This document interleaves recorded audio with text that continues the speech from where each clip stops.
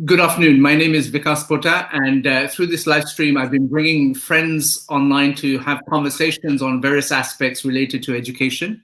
And we've covered some terrific ground over the last month or two, where we've had a diverse set of subjects. Today, I want to also discuss another very diverse subject, as the title suggests at the bottom of the screen. We're going to be talking about esports. Now, you may ask, what does Vikas know about esports? And the answer is relatively little. And so, through social media on LinkedIn, I met with Tom Dore, who is the head of education at the British Esports Association. And he and I started engaging in conversation, and one thing led to another, where he nominated his school to take part in the global showcase for World Education Week that actually uses it answers this question in terms of whether esports is the future of education. And so please welcome Tom to this discussion. Tom, welcome. Thank you very much, Vikas. Thank you for inviting me on. It's a pleasure. And, I am a little bit of a Luddite. I'm a little bit, I have a little bit of a tech phobia.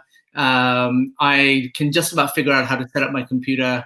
When my kids talk to me about technology, I sometimes get a little bit scared, and then obviously you've got all the antics of and all the reporting that you see in the media about the dangers of screen time and safety online.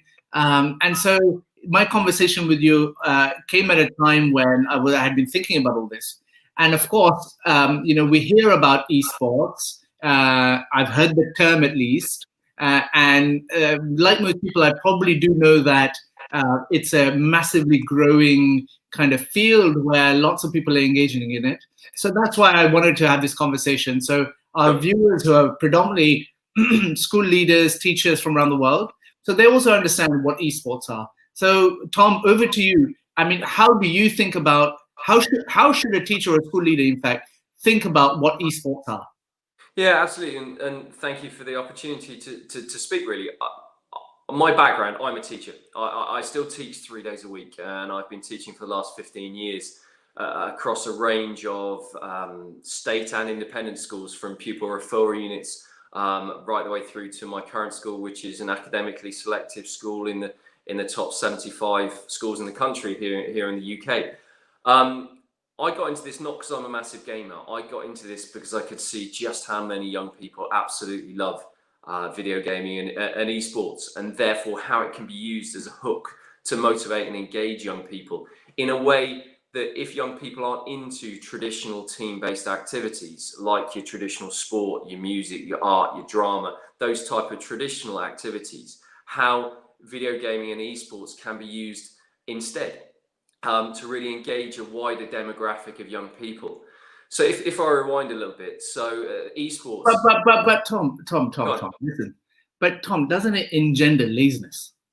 I mean, getting out there, kicking a ball, playing rugby, doing hockey, doing athletics. I mean, you're sitting in your armchair all day long playing games. And you call that esports. If you're not into those activities, okay, where are you getting team-based? Because esports is classified as organised competitive video gaming. Okay, so it's not in your bedroom on your own playing against a computer. It's teams of humans playing against other teams of humans in a competitive environment, exactly as you do in traditional sports. And so all the traditional holistic skills that we develop through team-based activities, the leadership, the communication, decision-making, problem-solving, strategic thinking, you can develop through esports. So if you're not into those types of activities, and you're not developing that through traditional sports, through being part of the orchestra, through being part of the drama club at school, esports can offer this opportunity. So you're not saying it's a substitute for sports and other activities? Absolutely not. So I'll give you an example of one of my students. He's in year 10 now. He's a sub 11 and a half second 100-meter runner. He runs the 200 meters in sub 24 and a half seconds. He's a county tennis player. He's also a video gamer. He also loves playing video games. Absolutely, this shouldn't be seen as the one thing. Okay, this should be seen as part of a balanced, healthy lifestyle. That young people should be doing physical activity as well. So in the pro esports scene, so if people aren't aware, the esports industry around the world is predicted to be $1 billion industry this year, probably even more now because of the whole lockdown situation. There are professional esports organizations and teams that are making millions of dollars a year. So for example, Dota 2, the international, Dota 2 is a 5 versus 5 game. It's a MOBA game, a multi-online battle arena game. Teams of 5. The winning team that won the World Championships this year, won the international, won $11 million between the 5 of them. Yeah, again, this speaks to my point though, Tom. Like, you know, you talk about it's a battle game. It's a shoot me up.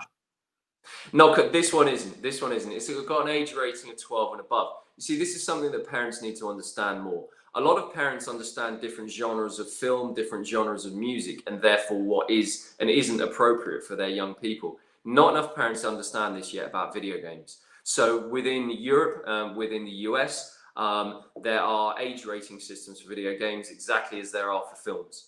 And so, for example, the video games that we use in the programs that, or the esports titles that we use in the tournaments and things that we run for young people are age appropriate games. And so, for example, Fortnite, a very popular game, is a 12 rated game. League of Legends, Overwatch, Rocket League. So League of Legends, Overwatch, they're both 12 rated games. Rocket League's got an age rating in the UK and Europe of 7 and above. So they're appropriate for young people to be playing. Things like Call of Duty and CSGO that a lot of my students are like, sir, can't we just play this? No, we can't, because they're 18 rated games and that is not appropriate for people to use. However, parents don't necessarily understand and appreciate this. They're talking about different misconceptions or preconceptions that parents have or the wider general population have. Things like, if I can see tabloid headlines in my head now, my 9-year-old son's addicted to Fortnite. Well, they shouldn't be playing Fortnite in the first place because it's got an age rating of 12. And so there's a lot of work that needs to be done around raising awareness amongst parents, but raising awareness amongst educators as well, which is why it's a great opportunity to speak here now. So I'll come to that in a second. I think those are concerns that everyone has. I'm still trying to map out what the size of, I don't want to call it the market, because we as educators don't necessarily talk about it in those terms, but tell us about the growth of esports, where it's gone from to where it's headed. I know you said it's $1 billion in turnover or revenue, but what does that mean in terms of numbers, real numbers, bums on seats, and tell us about some of the ways that people are engaging with esports. I mean, sorry, let me just finish. So I hear, for example, there are stadia that are filled with people watching two teams play online. And that seems to me the most oddest of things. You can sit at home and do it. But tell us more in that vein, what esports and how it's growing. Yeah, sure. So like I said, the definition is organized competitive video gaming. And that can be done in different ways. So you can have teams of 1 versus 1. Some games are smaller games of 1 versus 1, right the way through to teams of 6 versus 6.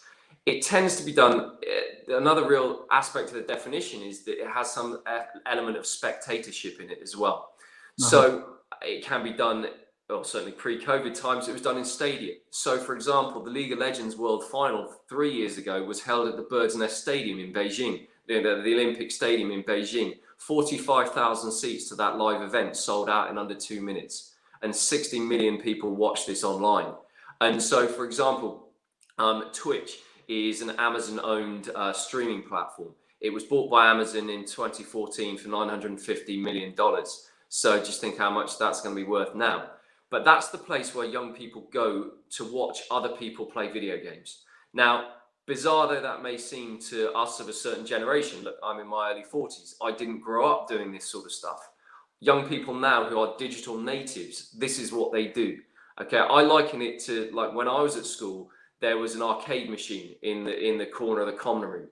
And every lunchtime, whoever had 20p to put in the machine would do that, would play the machine, but there'd be a crowd of other people gathering around them, watching them play the arcade machine. Fast forward 20 years, 25 years, that's exactly what our young people are doing through platforms such as Twitch. And if you were to go on it now at twitch.tv, you can see the numbers of people watching different games. It's unbelievable. Amazing numbers of people online streaming, watching other people play video games. Bizarre though it may seem to certain of us of a certain generation. And this is where there's a generational disconnect between what our young people are doing and what we did, or what we did as we grew up. Just because it's different doesn't make it wrong. And that's something that decision makers, educators, senior leaders within education have got to appreciate. Just because it's different from what we did and what our parents did doesn't make it wrong. So within the wider sense of the professional scene, there are competitions in different games. So there are about 40 different video games that are classed as esports because they allow this competitive aspect.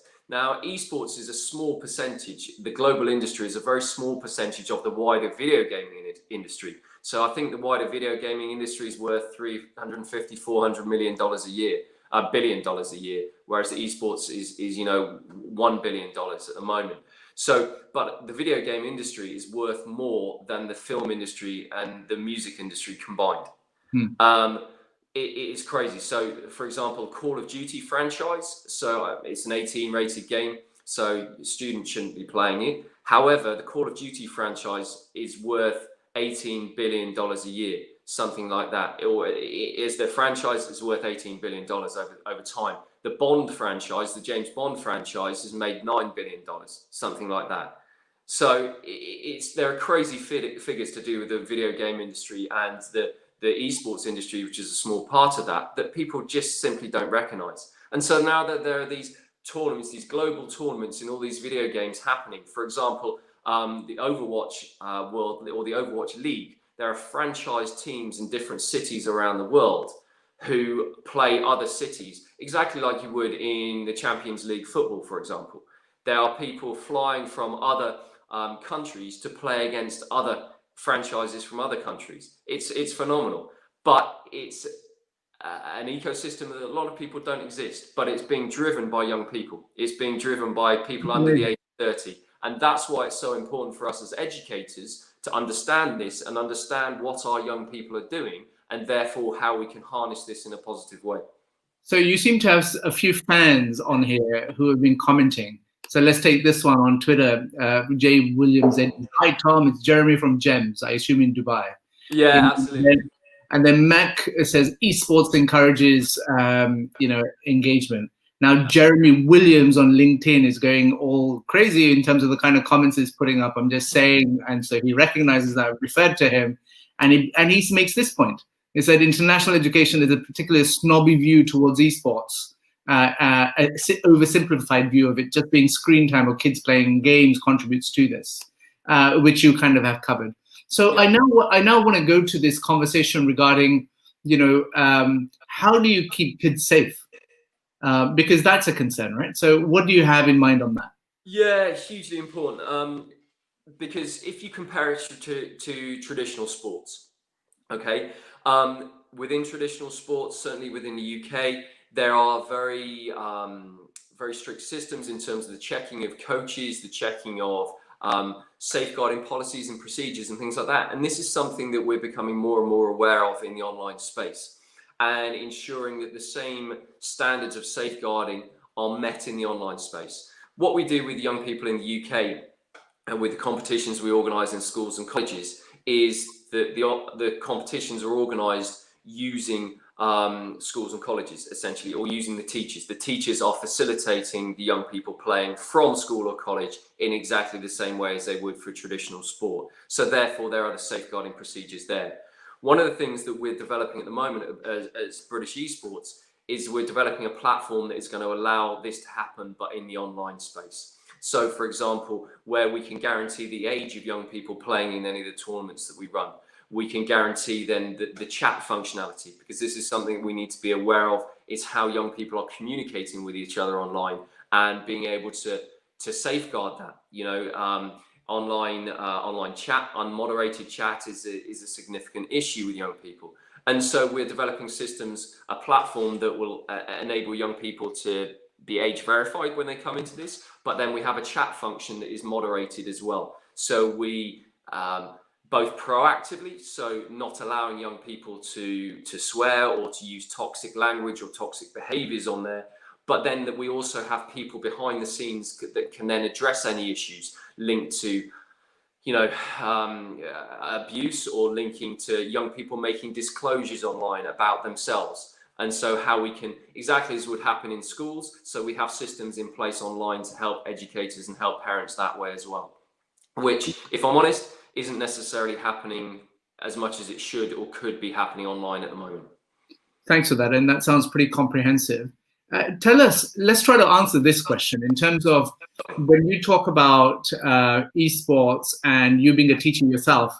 Tell us how a teacher who's never really thought about esports should think about it and how they use it to drive learning outcomes. Yeah, absolutely. I think it's an awareness of what esports is. It's an awareness that this is what young people are doing.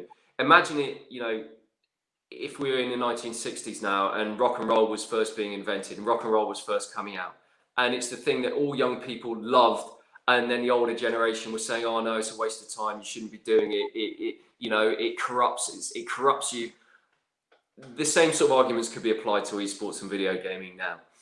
It's an understanding of why young people enjoy it, because they're playing with their friends. Esports is about playing as a team of people and having a role within a team, exactly as you would if you were playing football. You have your defense, your midfield, your attack. Within esports games, within esports teams, everybody has their role within the team. You play that, and therefore you create this friendship, the social community around that. And you win, you lose, you develop the resilience from winning and losing. You learn the lessons as you do from traditional sporting activities.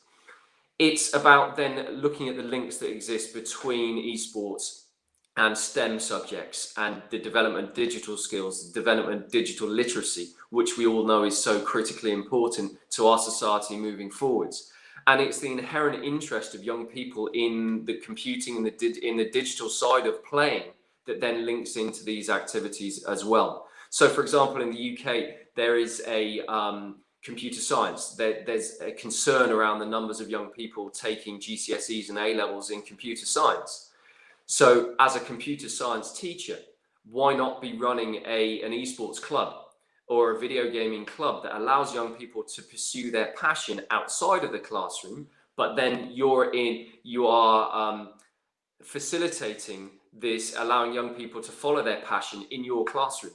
And then you can be talking to them about the links between, oh, look at this PC that you're using to play these games on. Have you thought about how this is working? Have you thought about the network capacity? Or why isn't that computer good enough for you to play? Because it hasn't got the graphics card or the processor that's good enough. Let's talk about how actually we can make this better.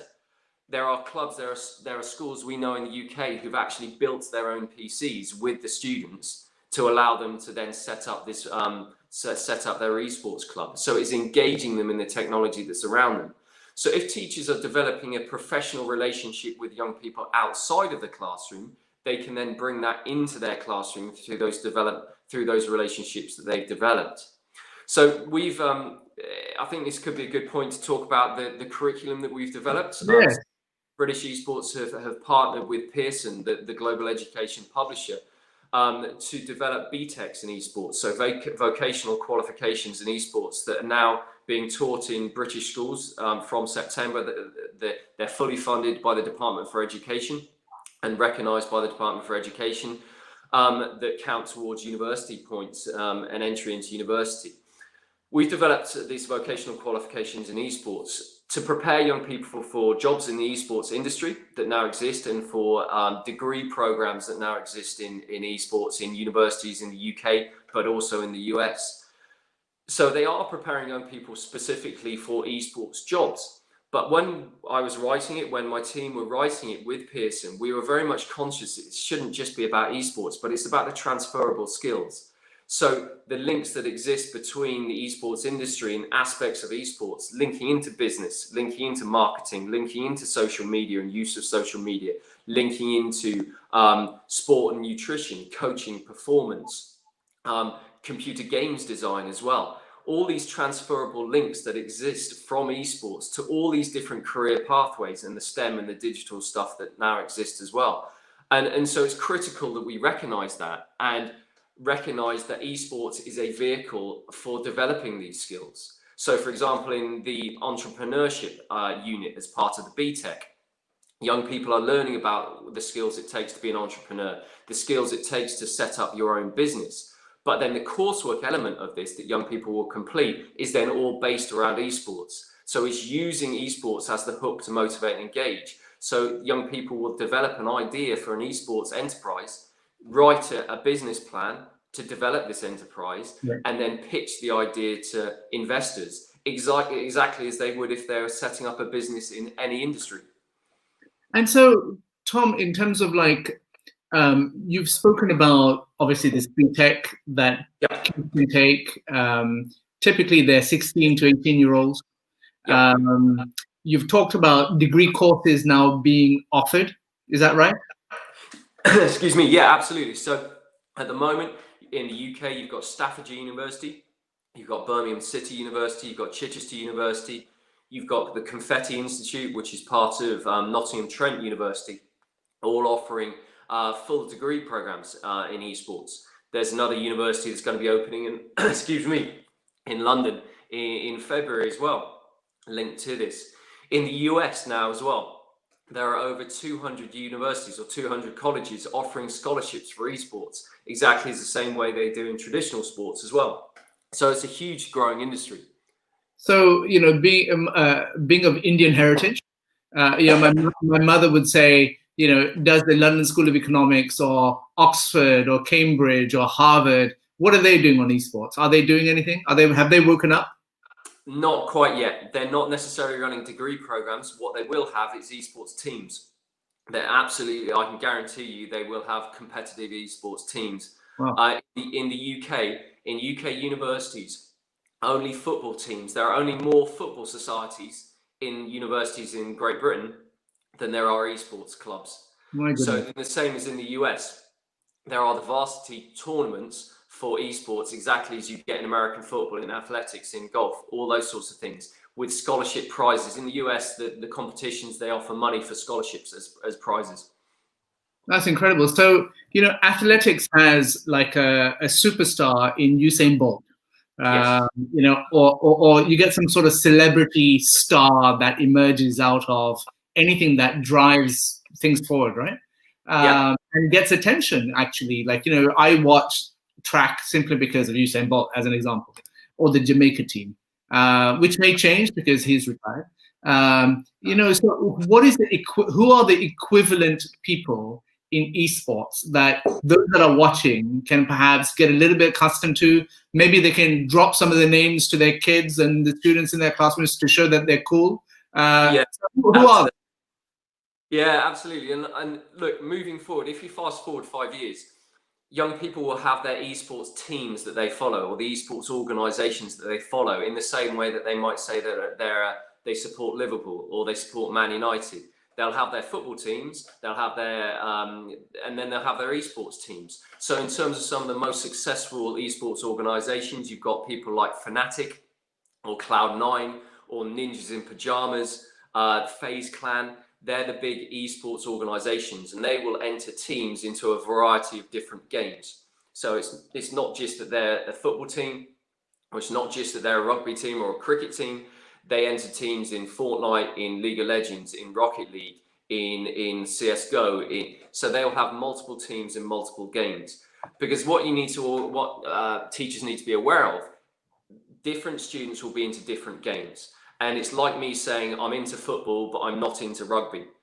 Young people will say the same things. Well, yeah, I'm into Rocket League, but I'm not into League of Legends. So there are differences between the different games from that point of view. In terms of individuals, one to mention here in the UK is a guy called Wolfies. Jaden Ashman, his real name is, but his gamer tag is Wolfies.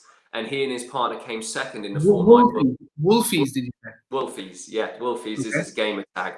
Because that's all young people will have their own gamer tags online. They won't call themselves by their real names. And so he came second with his partner in the Fortnite World Cup that was held in the Arthur Ashe Stadium in New York a couple of years ago. He won $1.1 million by coming second. At that point, he was in year 11 studying his GCSEs. And he won $1.1 million through playing Fortnite. Now, what is interesting to say, he's now professional. He's signed to XL Esports, who are based at Twickenham Rugby Stadium here in London. He was a grade A student as well. So he was a top academic student at the same time as following his passion in esports. So it is possible to balance these sports exactly like you would if you were on a football academy. If you're on a cricket academy, esports can provide that opportunity as well. But young people have to balance the academic as well. Tom, you've given me so much to think about here. It's just ridiculous, actually. I'm going to struggle to process it all at once. My mind is, my middle-aged mind is reeling. But I thank you for educating us in terms of the importance or the growth of the esports industry, if you want to call it that, and what is happening. It certainly has revealed a new world to me, and so I thank you for that. And I hope we'll hopefully in the new year we'd love to have you on along with Wolfie, if possible, to talk about well, you know, how do we understand this more, and how do we engage with it further to make sure exactly, because it is a global industry, and it breaks down barriers, unlike traditional sport, because people can be playing with each other in different parts of the world at different times. It's gender neutral, it's age neutral, it's physically abled versus disabled people can play alongside each other as part of the same team. It is a level playing field, and it's key to see that. And so it is an international opportunity, and the global esports industry is growing exponentially. So I would ask you how people find out more, and I put on the tags, but I make the classic mistake of using all these social media channels that the cool kids aren't looking at. So what is your tag on Twitch? So Twitch, we're at British_esports is our tag on Twitter. You can find us at British. Not on Twitter, on Twitch, because that's all that matters. Sorry, Twitter. Yeah, that's our Twitter handle. On Twitch, it's just British Esports.